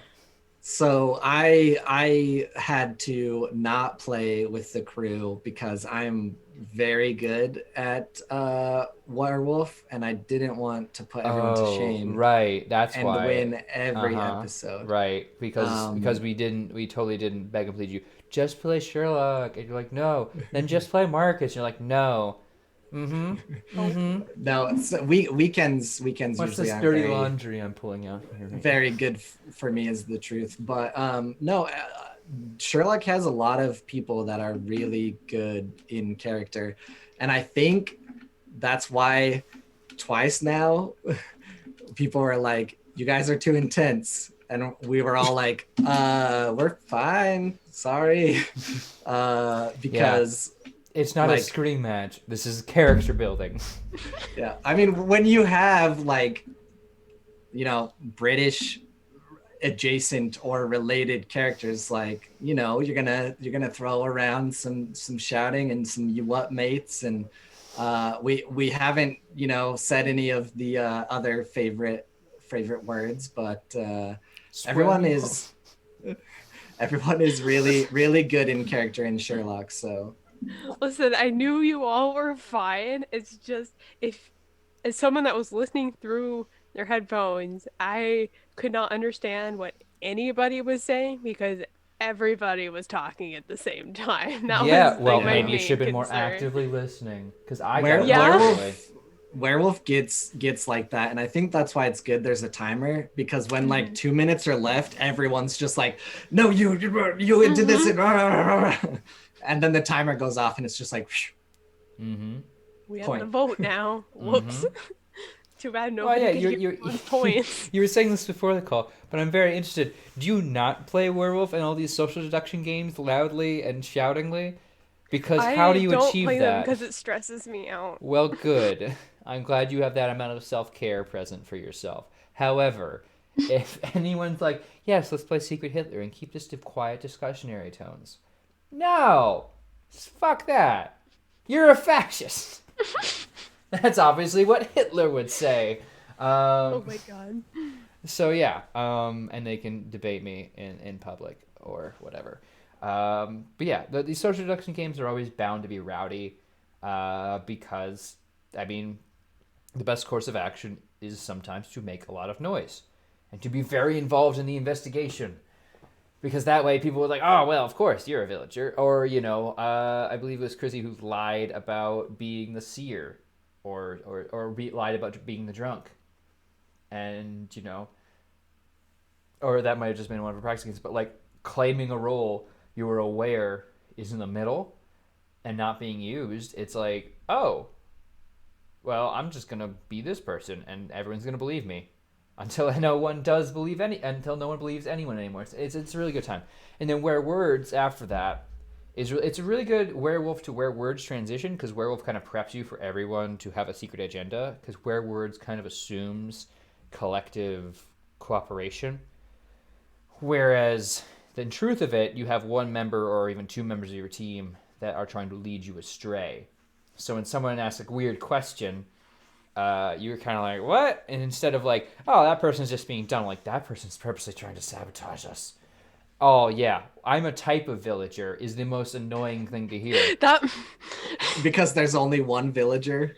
That's what got everybody. Technically, I guess there can be two. Okay, so there's a villager, drunk, and seer. Yeah, true. And a troublemaker and a tanner. So of those five, there are a whole bunch of types of villagers. But also, if you don't tell us what kind you are, I'm going to assume you're a werewolf or a tanner.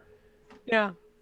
So the Tanner is not lying. the Tanner is the Tanner weirdest role to be. I love it. It's like okay, but also what game is like? Yes, you want to die. You only win if you die. Yeah, I mean, like, in different variants of Mafia.gg is someone who has watched a lot of streams of that. Like, yeah, there are several roles that do that. Like, depending on, like, there's just this entire list of things that do, like, different stuff. Like, there's like a marksman. There's, like, I think the clown. The clown is the one that it's like the Mafia wins if they die. Yeah. The Jester in Town of Salem. Mm-hmm. Yeah. So yeah, like it's a very interesting role to have, and I really like different trying to be versions of the game. Yeah, there's so I really many like roles different... we didn't use. I will say that. Yeah, like the more like variants of roles and like switching them out, the better, in my opinion. Yeah, I think the Seer is probably one of my favorites, and a lot of people will use it as a safety net, and they'll immediately come out to be like, I'm the Seer, but I'll sit and wait for someone to slip up, and then I'm like, no, you're not, because I'm the Seer. And that's just so perfect. But wait, how do they know you're not just the werewolf lying about that? I mean, that's the name of the game. Well, Speaking of the name of the game. Speaking of names in games, we had a fun linguistics exercise here in the form of a TTRPG with the Top Shelf and Necronautilus. Before you get into this recap, I need you to explain Yeah. the character creation and this game. Yeah, of because course. every time I tuned in, like it was just pure chaos. Which I'm sure we'll get into that part after. Look, but... okay. So the character creation is very simple. You have a skull, and you have to choose 3 words of power, and 3 words for your collection. These words can be any words you want as long as they're more than 4 letters. Then you have to pick a reason, like a 1-word reason why you became a death agent. Finally, you choose a name, and you write in your 6 life and 6 luck, and you're off to the races. It's a 2d6 roll under game. It's super simple. I think a lot of people may have came in, at least with their words of power, with an idea as to how it would affect their memories in regards to telling a story of their character. But that is by no means something that you are required to do. So yeah, the system in itself is just very interesting. It's a wonderful practice, not only in linguistics, but in improvisational storytelling. And just kind of like rolling and really trying to be as creative as possible. We are all formless gas cloud people. Sent to the various worlds within the vast universe that death oversees, as everything around us is dead. Everything that has died and will die is here.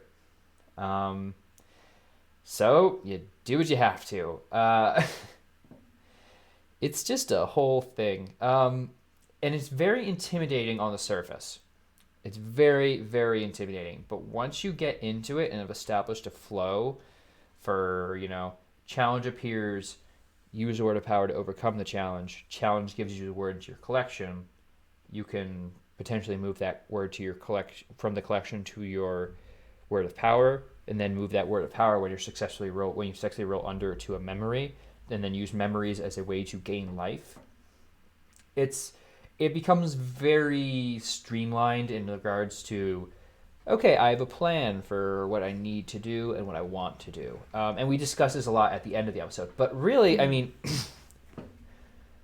4 Death's agents, Waltz, Arrow, Deluge, and Maze, were sent to a planet to find a flower. And fought some shapes, compressed some drones, fought some statues, and we did it with the power of linguistics. And Dort. A whole lot of Dort. A whole lot of Dort. And that's the clip I bring to you today. Oh. Dort. Stop by the Dort. Yeah, just stop at the Dort. forgot about the Dort. Never forget about the Dort. Never forget Dort. The How Dort is dare you. critical to this whole operation. It's critical to this whole Critical operation. I don't like this. Operational.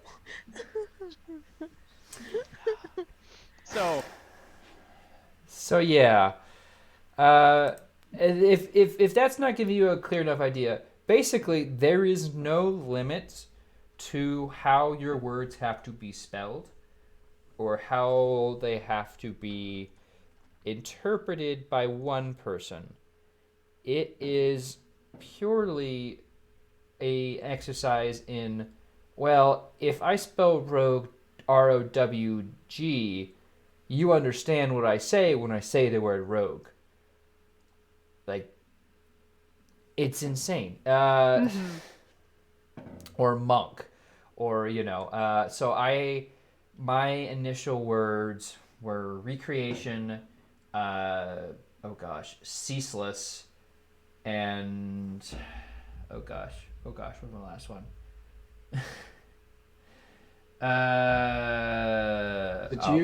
Did you share your character sheet in the DM? I did, but it changed at the last minute because I was just like, I have a better idea. What if I did none of those things? Here it is. I can pull it up right now. I actually love the art and the structure for the character sheet. It's an distortion. It's an actual skull that you fill words into, like with different lines and stuff, and it's just like it matches the design of the book so well. Like I really loved looking at this one. It's definitely very cool. Very good. Yes, and it made for a lot of really fun moments because you can assist and you describe how you're assisting. For instance, like, I have to dodge something, I'm using my distortion word, and then someone's like, I'm going to use my momentum word to shoot them over, get a critical success, and one that explodes the word distortion, so where we got Dort, because you understand, if I say Dort, you know what I'm talking about. Yeah, totally, definitely, 100%. It's Dort. You dig the Dort. And, that caused the two shapes that were attacking us to destroy themselves. It's very much throw yourself in and be as creative as possible and enjoy your time while you're here. And I also had some other interesting words in my collection. I never got to use the word sisu. I wish. I wish it would have been very good. I kept the description of sisu up the entire time because I knew as soon as I was like, and I'm going to use the word sisu, people were like, what the fuck is that? Because it's a Finnish word that has no accurate transcription or translation into another language. That sounds like hacks. Well, it's all about how language mods. is weird.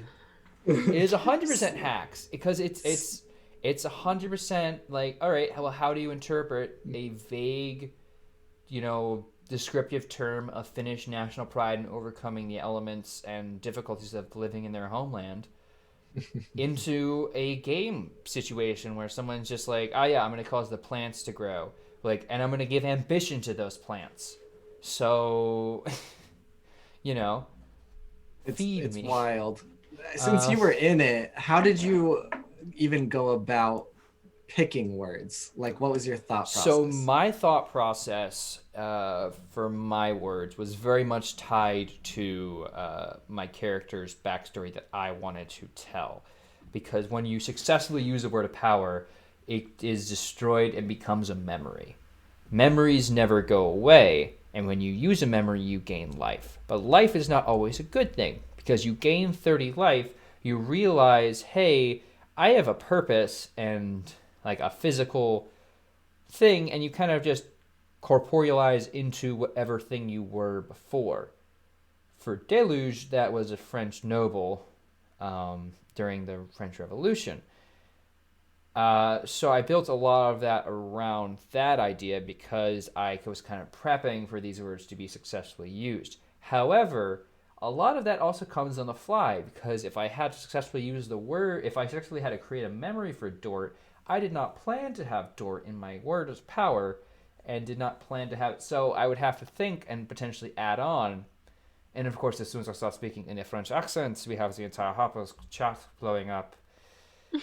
Listen, it is you Nicholas. set a brand. It's Nicholas Ignatius Dallo. Oh no, It's him. he's dead. Really? It's just see that's the beautiful thing about the system, and we called this just out several times. You can bring whatever character you want into this. Yeah, Snickers is right. You can bring whatever You guys character heard you want that? into Oh my this. And you can just be like, yeah, well, this is my D&D character, except they've forgotten who they are, and like I'm gonna slowly tell these stories. Exactly, right, Snickers? This is a very descriptive and interesting system that allows you to creatively tell whatever backstory you want and create. And you could even tell you what, you could even come in with no backstory ideas. You could 100% come with random words and try to piece together what happens whenever so called for. If this is more of a long burn thing, I think that would be the better way to go about it. The one shot, if you're doing a one shot with this, I would recommend coming in with a backstory because you're going to be using your words of power more and therefore creating memories more. So having that like vault of ideas on tap would be very useful. But if this was like a more long burn thing and like, we're doing like maybe one memory a session, then 100% screw it. Just make words. Just bring some random words, see what you can do with them, and if they work, come with a memory for how it applies to the scenario you're in. And yeah, it's very satisfying, and of course, as is the curse of all one shots on TBK, you're just like, all right, but what next? But it had to end. But I heartily encourage everyone to go check it out. As with all top shelf stuff, it was a wonderful third-party TTRP experience, and there will be a interview with the creator and writer coming up. It should be very exciting. Yeah. Yes. Something that I didn't ask about character creation during the actual episode was there a particular length of word that you had to stick into when creating your words of power? There could not be any prefixes or suffixes on your word because those would be added. If you fail the roll, you would have to add a prefix or suffix to your word. Exactly. But the good thing is it didn't have to make sense. So I went from ceaseless to unceaseless, which, if you are not caught up on the English lexicon, is not officially a word yet. But you can interpret that. So instead of creating an infinite space between two things, I created an uninfinite space between two things and caused two enemies to become one later on in the game. And I had to turn that into a memory. Nice. Which was very fun. What if someone came as very specifically a word cloud? A word cloud? I mean, you have no physical form. You can be whatever the hell you want. You're just vaguely shaped. We found another hack. Come as a word cloud. I just pull words out of my word cloud because I'm a word cloud. Well, here's the thing. You can have words. You can be composed of words. You're just You're just gas. You can be a vaguely shaped collection of words in gas form, but you're not casting the words. It's the difference between, writing letters and carving runes onto a sword. The runes have intrinsic power and value. Words are just words. The words of power and the items in your collection are, your abilities. And you can say and talk whatever you want. But if you're just like, and I have infinite power, you're like, no. Listen, it was a joke, Turk. Come on. How dare you? How dare you joke about this serious game? But now kind of like a discussion question is like if there's not like a limit on like number of letters or anything for the words you start out with, like what would your words of power be? Just like you, like not even a character, like kind of going around. So that's another really good one. And I thought about that because I'm just like, that would be very interesting because we talked about this also at the end, how this could potentially be a therapy thing because you have to create memories and describe, and those memories give you tangible good effects and power. So if someone was dealing with some trauma and had to recall events, associating their words of power and memories with that event and seeing how they can draw benefit from it could be really beneficial. But yeah, I think for me, God, I don't want to get too heavy with like real life trauma and stuff, but like struggles. It doesn't even have to be traumatic. It can be good things. Like mine, for example, like determination would probably be one of them. Like determination. How many did we have to do? 3 words of power, Okay. yeah, just 3 words of power. Just to keep it short, we can just do the words of power. So yeah, like determination. Thinking like in musical terms, like euphony would probably be one of mine. Gosh, something like I want to think something like medical background, like I really like the word salubrious, but I feel like I use it too much. I would go. It means good for See, the health. you're thinking too much of what you would make your words of power to also help you. But what would your words of power just be if they were just you? Because mine would be Red Bull, fries, and persistence. Mine would be live, laugh, love. Hey. Oh my god! I support. For the record, I support your decision, but also really. No. Do you have that poster up in your room? I Is that don't. what you're cheating off of right Thankfully, Pray love. Thankfully, Oh wait, I no, don't. that's not 4 letters. We can't do it. Dang it. Oh yes. Oh yeah, you can't have eat. Yeah, you have, can't like, have eat because consume it's or 3 letters. munch. Why? Because It you have has to to have be at least 4 letters? it has to be at least 4 letters because you could lose a letter. Oh. A critical success demands that you drop a letter and create a new word from it, and you can gain life based off how many letters you lose from that word. Interesting. It's very cool. I would add the suffix ints to Red Bull, Red Bullants, and that's when I gain extra power and I'm extra fast and attentive. For Niffer in the chat. Nice. Challenge, ancient. Munch. No more. Challenge, ancient, and. Man, well, why not launch? Yeah, there you go. 3rd word, launch. Howdy, pip pip. But yeah, that was Top Shelf, and that was Necronautilus, and that was a damn good time. So I would heartily encourage everyone to go check that one out as well. Whole lot of fun at the end of the week there. The Top Shelf is always fun, Top like Shelf in is my always, opinion. Just yeah. like with having a different system. The next one I heard is gonna be Iron and Lies, and it's going to be a fantastic cast. It's You're going to be not gonna want to miss it. fantastic. It's gonna be great. Hey. Yeah. God tier, God tier cast. It's going to be fantastic because they're dealing with the Fae. Oh Yeah. How dare. So that's all the shows we've managed to fit in this week somehow. That is all of the shows we had for this week. But guess what, everyone? We have another week of shows. We have almost double the amount of shows this week. My future got so bright. Start pulling up the schedule. What is going on? What is going on with the schedule? Crazy stuff. Oh my gosh. Well, you see, I get messages almost every day saying, "Hey, I want to do this," and I'm just like, yeah.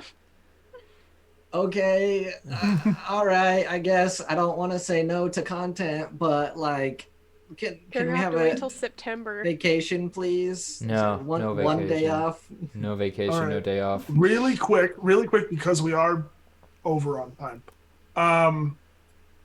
On Monday, we have the return of Destroyer of Worlds for the beginning of Act 2. So they had just started this large-scale confrontation, and they're going to start navigating through that, so that's going to be really fun. Heck, what's going on Tuesday? We are playing Dungeon Bitches. My god, I'm so excited. It is a game that is on Kickstarter right now by Dying Stylishly Games, and it is so cool. It's going to be a bunch of disaster queers that are gonna wreck shit up in a dungeon, and I've been writing notes about it for like a week at least. So, oh my god, I'm so excited to run this. This is going to be my first GMing experience on TPK Roleplay, which is going to be crazy. We were not expecting this. We thought my first thing was going to be Honey Heist, which is next week on Sunday in the morning. But this just kind of appeared to a group that we had literally just made the day before, too, for an entirely different reason. But yeah, this came in at the perfect time. Like, the timing could not have been better, and I am so excited to run this with this It's group. gonna be pretty awesome. It's I've seen some of the art for it.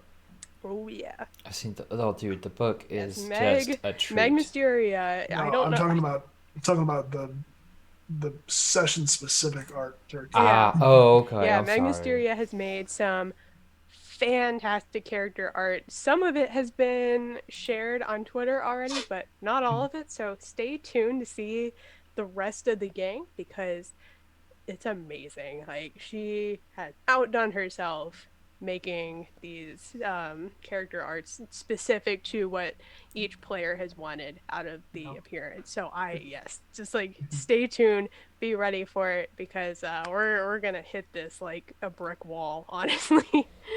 Yeah. Really quick. Wednesday through Saturday, I'm just gonna foley it really quick. We have All